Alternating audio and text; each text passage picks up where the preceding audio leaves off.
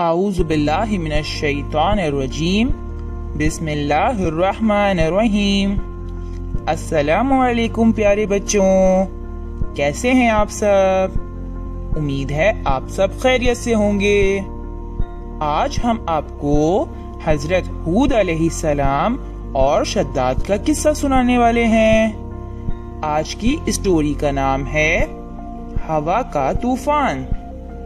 تو شروع کرتے ہیں آج کی اسٹوری۔ طویل عرصے پہلے موجودہ یمن کے مغرب میں واقع ایک سرزمین میں عاد نام کی ایک قوم رہتی تھی۔ یہ ایک طاقتور قوم تھی۔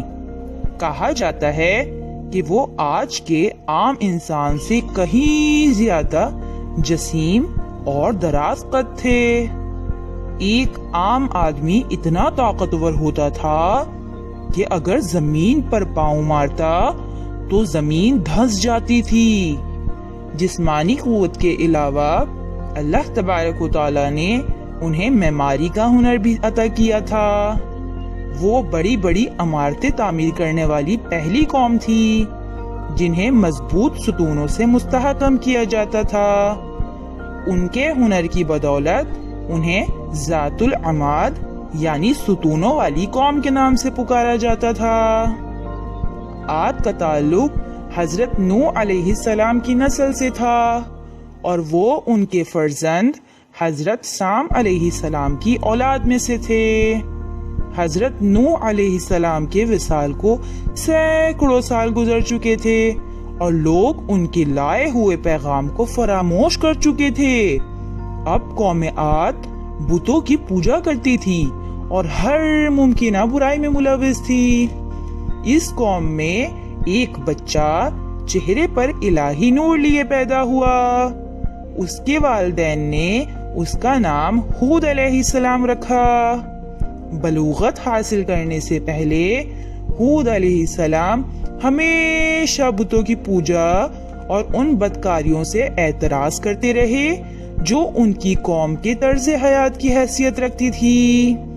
وہ ایک خوبصورت نوجوان تھے اور وہ اپنی قوم کو عارضی زندگی اور دنیاوی لذائذ کی خاطر آخرت کی زندگی کو برباد کرتے ہوئے دیکھتے تو اس سے انہیں بے حد تکلیف ہوتی، لیکن انہیں معلوم نہیں تھا کہ حالات بدلنے کے لیے انہیں کیا کرنا چاہیے۔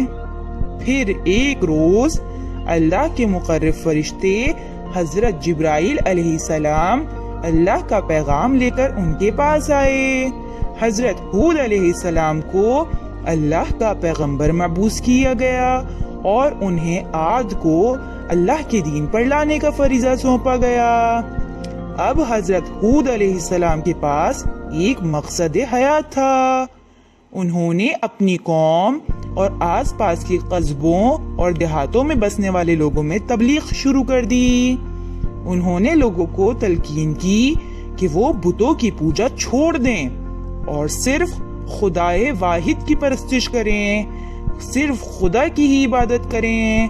زیادہ تر لوگوں نے ان کی بات سننے سے انکار کر دیا۔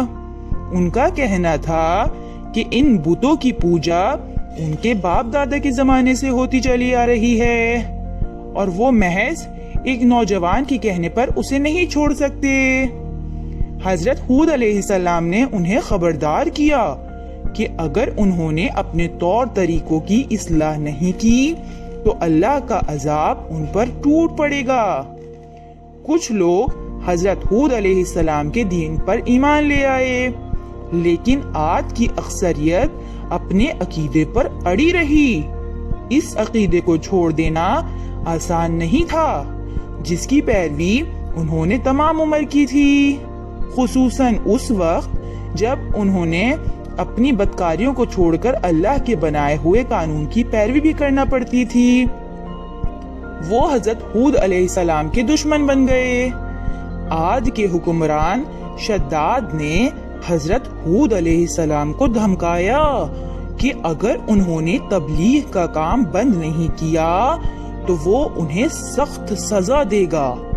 حضرت ہود علیہ السلام نے اسے اللہ کی راہ پر آنے کی دعوت دی اور وعدہ بھی کیا کہ اگر وہ اللہ کے دین پر ایمان لے آئے تو اسے اگلے جہان میں جنت نصیب ہوگی۔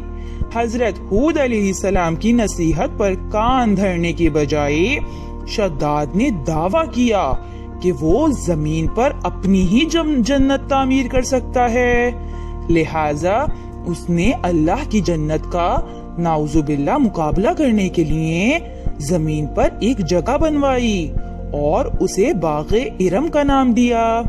اس کے تکبر اور سرکشی کی سزا کے طور پر اللہ تعالیٰ نے زمین کو حکم دیا کہ وہ باغ کو نگل جائے۔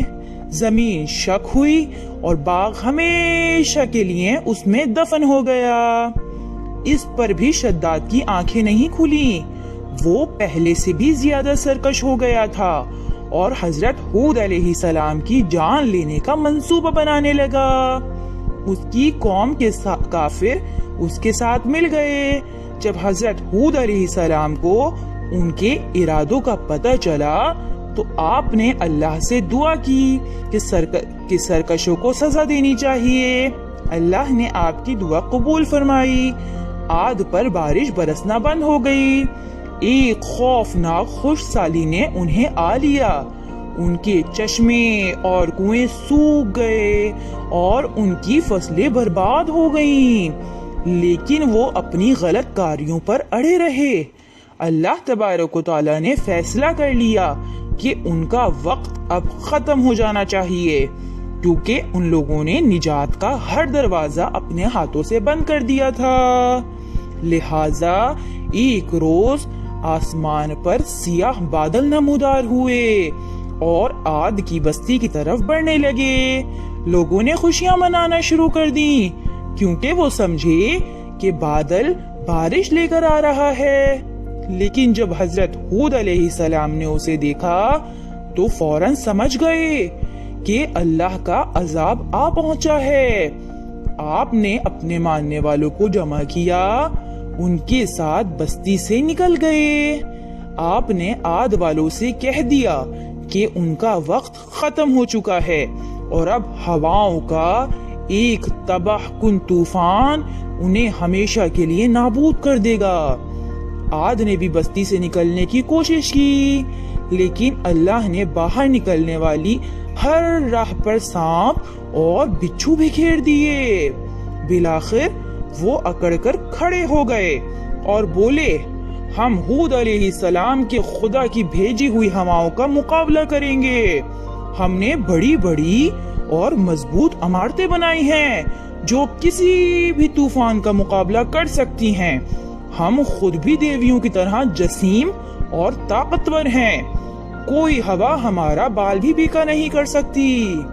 لیکن ہوا کے پہلے ہی ریلے نے ان کی بڑی بڑی عظیم الشان عمارتوں کو ان کے سمیت اکھاڑ پھینکا۔ بڑے بڑے ستون ماچس کی تیلیوں کی طرح بکھر گئے۔